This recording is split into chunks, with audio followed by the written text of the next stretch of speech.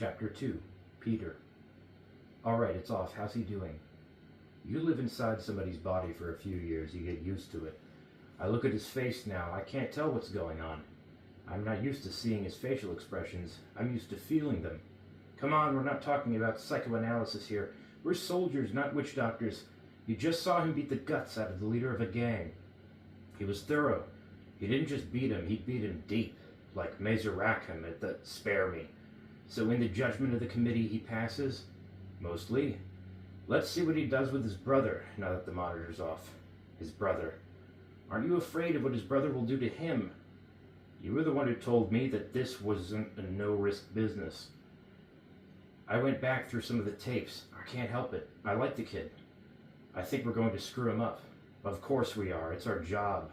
We're the Wicked Witch. We promised gingerbread, but we eat the little bastards alive.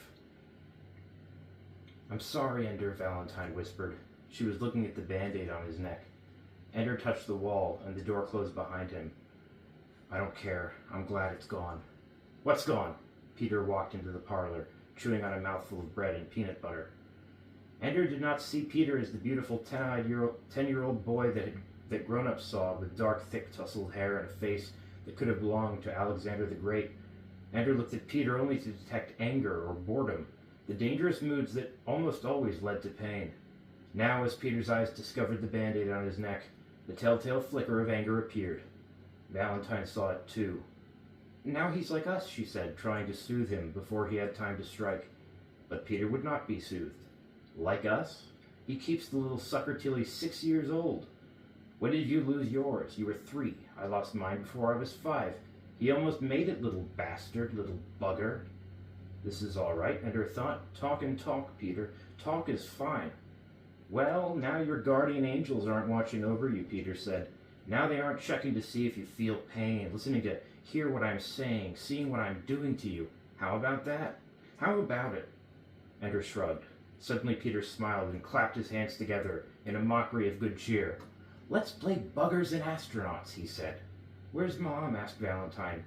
Out, said Peter. I'm in charge. I think I'll call Daddy. Call away, said Peter. You know he's never in. I'll play, Ender said. You be the bugger, said Peter. Let him be the astronaut for once, Valentine said. Keep your fat face out of it, fart mouth, said Peter. Come on upstairs and choose your weapons. It would not be a good game. Ender knew it was not a question of winning. When kids played in the corridors, whole troops of them, the buggers never won, and sometimes the games got mean. But here in their flat, the game would start mean, and the bugger couldn't just go empty and quit the way buggers did in the real war. The bugger was in it until the astronaut decided it was over. Peter opened his bottom drawer and took out the bugger mask. Mother had got upset at him when Peter bought it, but Dad pointed out that the war wouldn't go away just because you hid bugger masks and wouldn't let your kids play with make-believe laser guns. The better to play war games and have a chance of surviving when the buggers came again. If I survive the games, thought Ender. He put on the mask. It closed him in like a hand pressed tight against his face.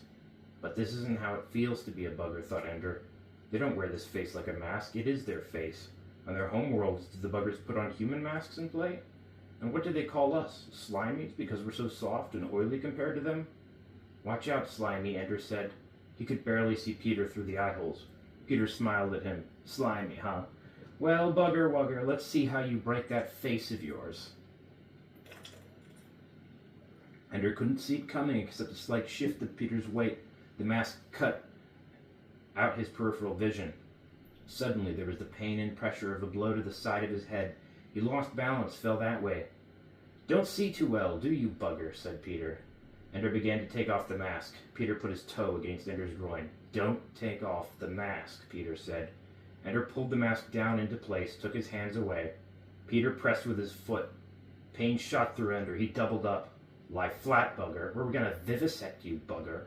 As long as we've got one of you alive, we're going to see how you work. Peter, stop it, Ender said.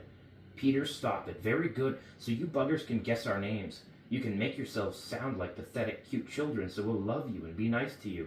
But it doesn't work. I can see you for what you really are. They meant you to be human, little third, but you're really a bugger, and now it shows.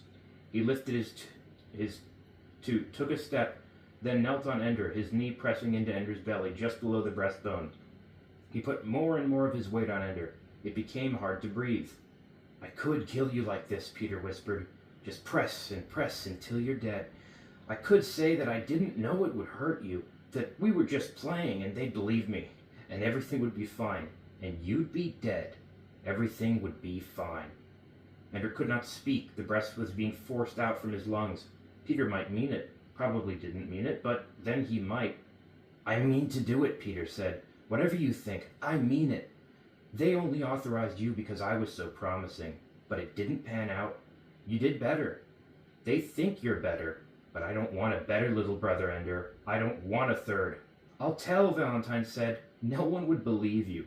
They'd believe me? Then you're dead too, sweet little sister. Oh yes, said Valentine. They'll believe that. I didn't know it would kill Andrew, and he was dead. I didn't know it would kill Valentine too. The pressure let up a little. So, not today. But someday you two won't be together, and there'll be an accident. You're all talk, Valentine said. You don't mean any of it. I don't. So how do you know why?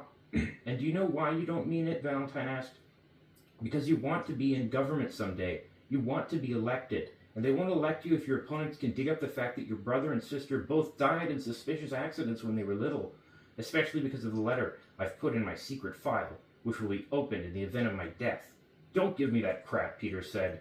It says I didn't die a natural death. Peter killed me. And if he hasn't already killed Andrew, he will soon. Not to convict you, but to keep you from ever getting elected. You're his monitor now, said Peter. You better watch him, day and night. You better be there. Andrew and I aren't stupid. We scored as well as you did on everything. Better on some things. We're all such wonderfully bright children. You're not the smartest, Peter, just the biggest. Oh, I know. But there'll come a day when you aren't there with him, when you forget, and suddenly you'll remember, and you'll rush to him, and there he'll be, perfectly all right. And the next time, you won't worry so much, and you won't come so fast, and every time he'll be all right, and you'll think that I forgot. Even though you'll remember that I said this, you'll think that I forgot. And years will pass, and then there will be a terrible accident, and I'll find his body, and I'll cry and cry over him, and you'll remember this conversation, Valley, but you'll be ashamed of yourself for remembering, because you'll know that I changed, that it really was an accident, that it's cruel of you to even remember what I said in a childhood quarrel, except that it'll be true. I'm going to save this up, and he's going to die, and you won't do a thing, not a thing.